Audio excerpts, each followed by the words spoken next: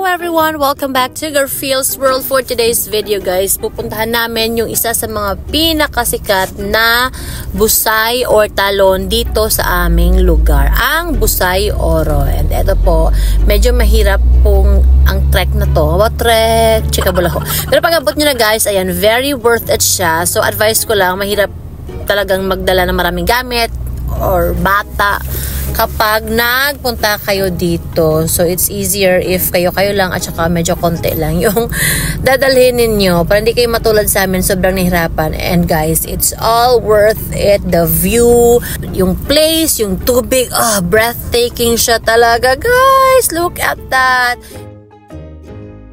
Welcome to Busay Oro! It's 3 o'clock on the dot with you by my side. It's about to be a long night.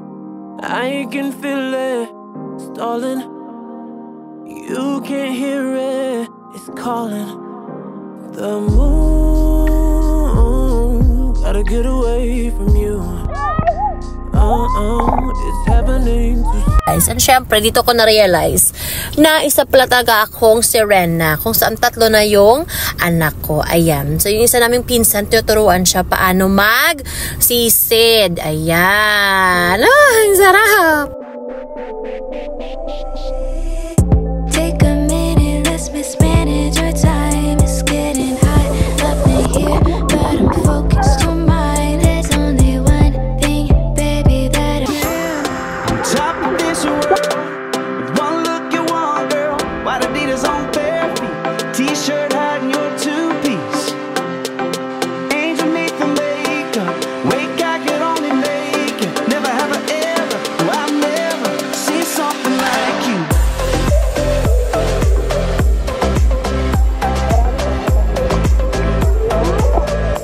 Seen something like you. Ayan, so bago kami guys umalis at umuwi, nag-ice cream muna kami kasi medyo napagod din naman kami sa paglalakad pabalik. So ayan, super enjoy yung mga kids, kahit kaming matatanda kasi masarap din naman talaga yung ice cream ni Kuya. It must be magic. You're all 7 wonders wrapped up in one girl. Stop. So, ayan na nga guys, umalis na kami and medyo pakoma na itong anak ko. Malapit siyang makumatos dito kasi napagod na talaga siya guys. Yes, kita nyo yan, si Zion. Ayan, tulala na siya guys. So, it's a sign na matulog na siya. Okay, bye!